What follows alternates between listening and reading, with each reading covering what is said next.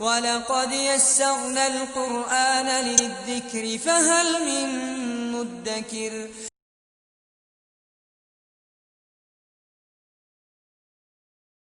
الحمدللہ رب العالمین والصلاة والسلام علی رسولہ الکریم وعلی آلہ واصحابہ اجمعین، اما بعد، فاعوذ باللہ من الشیطان الرجیم، بسم اللہ الرحمن الرحیم، رب اشرح لی صدری ویسر لی امری واحلل عقدۃ من لسانی یفقہوا قولی.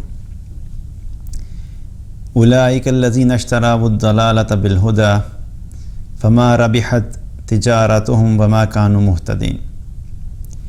یہ وہ لوگ ہیں جنہوں نے گمراہی کو ہدایت کے بدلے میں مول لے لیا، پس نہ تو ان کی تجارت نے ان کو فائدہ پہنچایا اور نہ یہ ہدایت والے ہوئے. اللہ سبحانہ تعالیٰ نے جب اسلام کو بھیجا تو اس وقت وہاں کے جو لوگ تھے، جو رہنے والے تھے عرب میں، ان کے حالات ایسے تھے کہ ہر طرف گمراہی گمراہی تھی. کفر، شرک، ظلم، قتل، ایک دوسرے کے ساتھ زیادتی، زنا، شراب، کسی بھی گناہ کے بارے میں آپ بات کریں وہ سارے گناہ وہاں پہ موجود تھے، اور گناہوں کا اندھیرا، گمراہی کا اندھیرا ہر طرف چھایا ہوا تھا. اللہ سبحانہ تعالیٰ نے ان لوگوں کے لیے ہدایت کا ایک راستہ کھولا، اور ہدایت اور گمراہی دونوں کا ذکر اللہ تعالیٰ نے اس آیت میں کیا، اور اس کے ساتھ ساتھ کیا ذکر کیا؟ تجارت کا بھی ذکر کیا. اب اس آیت کی مزید ایکسپلینیشن پہ آنے سے پہلے تھوڑا سا ایک بات کو سمجھ لیتے ہیں. جو تجارت ہوتی ہے، جو بزنس کا جو کانسیپٹ ہوتا ہے، جو ٹریڈ کا کانسیپٹ ہوتا ہے، اس میں کیا ہوتا ہے؟ اس میں دو چیزیں فنڈامنٹلی بہت امپورٹنٹ ہوتی ہیں. بہت ساری چیزیں ہوتی ہیں اس میں، لیکن دو چیزیں بہت اہم ہوتی ہیں. پہلی چیز کیا ہوتی ہے کہ ٹریڈ کے اندر لین دین ہوتا ہے، گیو اینڈ ٹیک ہوتا ہے. کوئی ایک چیز آپ دیتے ہیں اور اس کے بدلے میں کوئی چیز لیتے ہیں. مثال کے طور پہ کوئی شخص گاڑیوں کا بزنس کرتا ہے، گاڑیوں کی سیل پرچیز کا بزنس کرتا ہے. تو جب وہ گاڑی کسی کو بیچتا ہے تو اس میں کیا ہوتا ہے کہ وہ جو خریدنے والا ہے اور جو بیچنے والا ہے خریدنے والے کو گاڑی دیتا ہے، اور جو گاڑی خریدنے والا ہے وہ جس سے گاڑی خرید رہا ہوتا ہے اس کو وہ پیسے دیتا ہے. تو کیا ہوا کہ اس نے گاڑی دی اور اس کے بدلے میں پیسے لے لیے. تو یہ کیا ہے؟ گیو اینڈ ٹیک ہوتا ہے، ٹو وے پروسیس ہوتا ہے. دوسری چیز اس میں کیا امپورٹنٹ ہوتی ہے بزنس میں یا ٹریڈ میں یا تجارت میں، کہ یہ اس مقصد سے کی جاتی ہے کہ اس سے کوئی فائدہ حاصل کیا جائے گا. بزنس کیا ہی اس لیے جاتا ہے کہ کوئی پروفٹ ملے گا، کوئی منافع ہوگا، کوئی فائدہ حاصل ہوگا. اب اگر یہ دو چیزیں کسی چیز میں نہیں ہو تو اس کو بزنس نہیں کہا جا سکتا. یا اگر لین دین تو ہے لیکن اس میں کوئی فائدہ نہیں ہے، تو ایسا بزنس اگر کسی کو کہا جائے کہ تم ایسا بزنس کرو کہ جس میں تم انویسٹمنٹ کرو، تم اپنا مال لگاؤ، لیکن اس کے بدلے میں تمہیں ہمیشہ نقصان ہی نقصان ہوگا، تو کوئی بھی ایسا بزنس کرنا پسند نہیں کرے گا. اور اگر کوئی شخص ایسے بزنس کو کرنے کے بارے میں کہتا ہے ہاں ٹھیک ہے مجھے منظور ہے، میں بس چاہتا ہوں کہ ہر وقت مجھے لاس ہی ہوتا رہے، تو ایسے انسان کو کیا کہا جائے گا؟ بڑا بیوقوف انسان ہے، کہ اس کو یہ بھی سینس نہیں ہے کہ اگر کسی چیز میں تمہیں فائدہ نہیں ہو رہا تو تم بزنس کر کیوں رہے ہو. تو بزنس کے آبجیکٹیو میں سے کیا ہے کہ پروفٹ ہونا، کوئی فائدہ ہونا. تو یہاں پہ اللہ تعالیٰ نے کیا فرمایا کہ اللہ تعالیٰ نے ایک بزنس ٹرانزیکشن کی طرح، جس طرح ہوتا ہے ایک تجارت کا ذکر کیا. کہ تجارت کیا تھی؟ کہ اللہ سبحانہ تعالیٰ نے وہاں پہ جو لوگ موجود تھے اس وقت عرب میں، جو گمراہی میں تھے، اللہ سبحانہ تعالیٰ نے ان کے ساتھ کہا کہ انہیں دو آپشنز دیں. ایک آپشن تو وہ تھی جو پہلے ہی جس پہ تھے وہ گمراہی کی آپشن تھی. اس کے بدلے میں دوسری آپشن دی اللہ تعالیٰ نے کہا کہ دیکھو ہدایت ہے، اس ہدایت کو لے لو، اسلام پہ آ جاؤ، ایمان پہ آ جاؤ، اور اسلام قبول کر کے تم ایک ہدایت والے، روشنی والے راستے کی طرف چلنا شروع کر دو.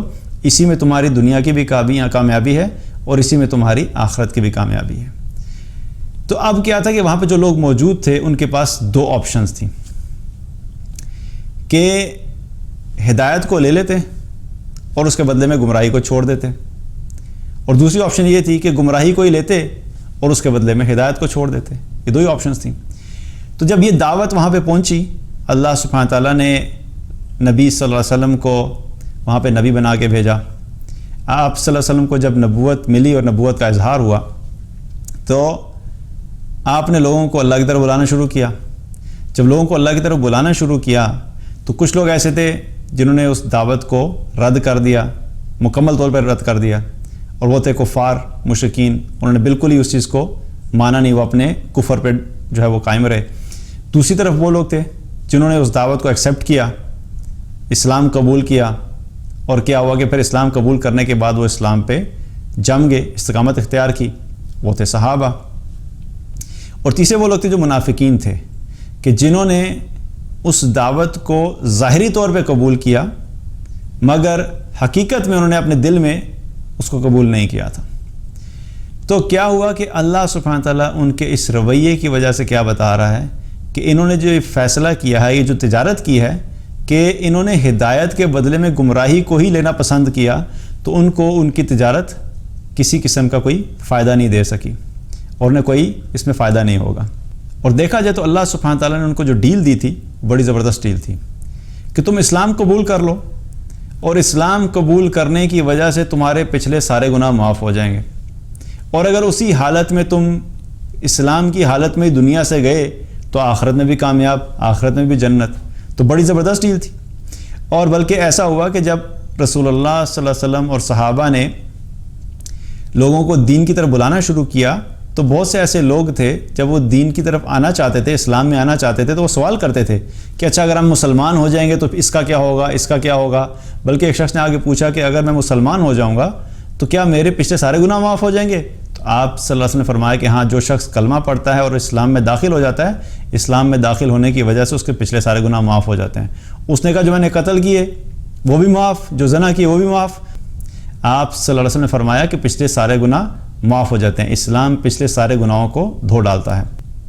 تو یہ بہت زبردست ڈیل تھی کہ کلمہ پڑھ لو تمہارے سارے پچھلے گناہ معاف ہو جائیں گے. لیکن منافقین نے کیا کیا؟ منافقین نے اس کو بھی رد کر دیا. ظاہری طور پہ شو کیا کہ ہم مسلمان ہیں, لیکن دل سے کیا تھے وہ؟ دل سے وہ کافر رہے اور دل سے منافق تھے. تو یہ جو ان کا فیصلہ تھا کہ اصل ایمان کے بدلے, اصل ہدایت کے بدلے انہوں نے کفر پہ رہنا ہی پسند کیا, تو اللہ سبحانہ تعالیٰ نے کہا کہ ان کی یہ تجارت, انہوں نے ایک تو بہت ہی غلط تجارت کی ہے کہ ہدایت کے بدلے میں گمراہی کو لینا پسند کیا, اور دوسری بات کیا ہے کہ ان کی یہ تجارت ان کو کوئی فائدہ نہیں دے گی. ان کو چاہے لگ رہا ہو کہ ہم نے ایک اچھا فیصلہ کیا ہے, لیکن اللہ سبحانہ تعالیٰ کیا فرما رہے ہیں, لیکن اللہ سبحانہ تعالیٰ کیا فرما رہے ہیں کہ ان کو ان کی تجارت کسی قسم کا کوئی فائدہ نہیں دے گی, اور نہ ہی ان کی تجارت نے ان کو کوئی فائدہ دیا. دوسری طرف اگر دیکھا جائے تو ایمان والے ہیں. ایمان والوں کے بارے میں اللہ تعالیٰ نے ایک اور جگہ قرآن میں فرمایا ان اللہ اشتری من المؤمنین انفسہم واموالہم بان لہم الجنہ. اللہ تعالیٰ نے ایمان والوں کی جان اور ان کا مال جنت کے بدلے میں خرید لیا ہے. تو یہ ایک اور ٹریڈ ہے جس کا ذکر اللہ تعالیٰ نے کیا. وہ جو پہلے یہاں پہ جو اس آیت میں جو ذکر ہے, جو سورہ بقرہ کی آیت نمبر 16 ہے, اس میں جس ٹریڈ کا ذکر ہے وہ کیا ہے؟ وہ تمام لوگوں کے لیے ہے. لیکن جن لوگوں نے گمراہی کو پسند کیا, اللہ تعالیٰ نے کہا کہ انہوں نے تو اپنا بڑا نقصان کر دیا. پھر اگلی ٹریڈ کا ذکر کیا جو ایمان والے ہیں, اللہ تعالیٰ نے ان کے لیے بھی ایک تجارت کا ذکر کیا کہ اللہ سبحانہ تعالیٰ نے ایمان والوں کی جان اور ایمان والوں کا مال جنت کے بدلے میں خرید لیا ہے. اب اس سے کیا پتہ لگتا ہے کہ اگر جنت چاہیے ہے تو اللہ کی خاطر اپنی انرجیز بھی لگانی ہوں گی, اپنا سکل بھی لگانا ہوگا, اپنا مال بھی لگانا ہوگا, اور اگر جان لگانی پڑے تو جان بھی لگانی پڑے گی. تو لیکن یہ کیا ہے؟ یہ وہ پیمنٹ ہے, یہ وہ ٹرانزیکشن ہے, یہ وہ چیز ہے جو کہ ہم اللہ کو دیں گے تو اس کے بدلے میں ہمیں جنت ملے گی. تو یہاں پہ کیا پتہ لگتا ہے کہ جنت میں جانا ہے اگر تو ہمیں یہ سب کام کرنے پڑیں گے. جنت بھی کوئی فری میں نہیں مل جانی, اس کے لیے بھی محنت کرنی پڑے گی, اس کے لیے بھی جدوجہد کرنی پڑے گی, کوشش کرنی پڑے گی. تو اب ایک طرف کیا ہے کہ جو منافقین کا رویہ تھا, انہوں نے کیا کیا کہ انہوں نے ہدایت کو رد کر کے گمراہی کو لے لیا. تو اس کو کیا کہا؟ یہ کیا ہے؟ ان کی لوز سچویشن, کیونکہ اس گمراہی کے بدلے میں ان کی دنیا کی زندگی بھی خراب اور ان کی آخرت کی زندگی بھی خراب. انہوں نے اپنی دنیا بھی ضائع کر دی اور انہوں نے اپنی آخرت بھی ضائع کر دی, کیونکہ دنیا کی زندگی تو ویسے ہی بہت تھوڑی سی ہے. اگر وقتی طور پہ ظاہری طور پہ کچھ تھوڑا سا فائدہ ہو بھی رہا ہے، کچھ تھوڑا مال مل گیا، کوئی پوزیشن مل گئی اس حرکت کی وجہ سے، اس منافقت کی وجہ سے، تو یہ فائدہ تو بہت تھوڑا ہے، الٹیمیٹلی تو مر جانا ہے. تو مرنے کے بعد کیا ہے؟ پھر ہمیشہ ہمیشہ کی ناکامی شروع ہوگی. کیونکہ منافقین کے بارے میں اللہ تعالیٰ نے کیا فرمایا؟ ان المنافقین فی الدرک الاسفل من النار، منافقین جہنم کے سب سے نچلے درجے میں ہوں گے. تو کیا ہوا کہ ان کی اس گمراہی کو خرید لینا ہدایت کے بدلے میں، یہ ان کے لیے نقصان ہی نقصان ہے، دنیا میں بھی نقصان اور آخرت میں بھی نقصان. دوسری طرف ایمان والوں کے لیے کیا ہے؟ One one situation.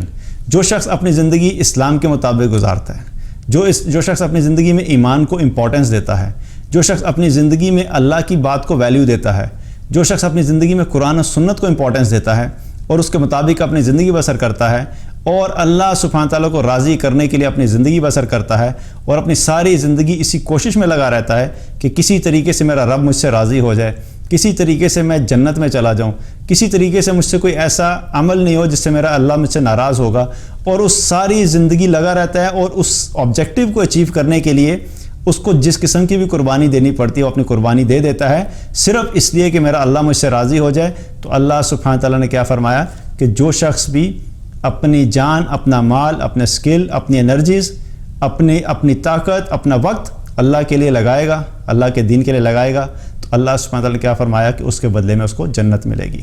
اور اگر اس کو دیکھا جائے تو جنت کے لیے آپ سمجھیں کہ یہ ایک لازمی شرط ہے کہ ہمیں محنت کرنی ہوگی تبھی جنت ملے گی. تو ایمان والوں کے لیے کیا ہے؟ One one situation. جو شخص اپنی زندگی اسلام کے مطابق گزارتا ہے، اللہ تعالیٰ اس کو دنیا میں بھی کامیابی عطا فرماتا ہے اور آخرت میں بھی کامیابی ملے گی. دنیا کی کامیابی سے مراد یہ نہیں کہ اس کو گاڑیاں مل جائیں گی، اچھا بینک بیلنس مل جائے گا. دنیاوی کامیابی سے مراد کیا ہے؟ کہ اللہ تعالیٰ ایسے شخص کو اطمینان والی زندگی دیتا ہے، سکون والی زندگی دیتا ہے، خوشحال زندگی دیتا ہے، اور وہ جو زندگی بسر کر رہا ہوتا ہے وہ بڑے اطمینان سے بسر کرتا ہے. جس حالت میں بھی ہوتا ہے، جب اللہ تعالیٰ اس کو خوشی دیتا ہے تو کوئی نعمت دیتا ہے تو اللہ کا شکر ادا کرتا ہے، جب اللہ تعالیٰ کوئی آزمائش میں ڈالتا ہے تو وہ صبر کرتا ہے. اللہ کا شکر ادا کرنا اس میں بھی اس کے لیے خیر ہے، اور صبر کرنا اس کے لیے بھی اس میں بھی اس کے لیے خیر ہے. تو ایمان والے کی زندگی دنیا میں بھی بہترین زندگی ہوتی ہے، اور آخرت میں بھی کیا ہوگا کہ اللہ تعالیٰ کی رضا، اللہ کی خوشنودی، اللہ کا دیدار، جنت، اور جنت میں بھی نبی صلی اللہ علیہ وسلم کا ساتھ، اللہ سبحانہ تعالیٰ کا دیدار، یہ سب اس کے ایمان کے بدلے میں اور اس محنت کے بدلے میں جو اس نے دنیا میں کی، یہ سب اس کو ملے گا. تو ہمارے لیے یہ سبق کیا ہے ان میں؟ پہلی چیز کیا کہ ہمیں اس چیز کو یاد رکھنا چاہیے کہ اصل چیز ہدایت ہے. جس کو اللہ نے ہدایت دے دی وہ کامیاب ہو گیا، اور جو شخص گمراہی پہ رہ گیا اور گمراہی میں ہی چلا گیا وہ ناکام ہو گیا. دوسری چیز کیا ہے کہ اصل کامیابی آخرت کی کامیابی ہے. اگر دنیا میں زندگی تھوڑی سی مشکل بھی گزر گئی، کچھ کمپرومائزز کرنے پڑ گئے، کچھ گیو اپ کرنا پڑ گیا اللہ کی رضا کی خاطر، تو کوئی فرق نہیں پڑتا. کہیں پہ تھوڑا مال کمپرومائز کرنا پڑ گیا، کہیں پہ اچھے پروفیشنز کمپرومائز کرنے پڑ گئے، کہیں پہ بڑا بزنس کمپرومائز کرنا پڑ گیا، لیکن اللہ راضی ہو گیا، تو یاد رکھیے کہ اصل زندگی اور اصل کامیابی وہی ہے کہ جو اللہ کی رضا کے ساتھ ہے.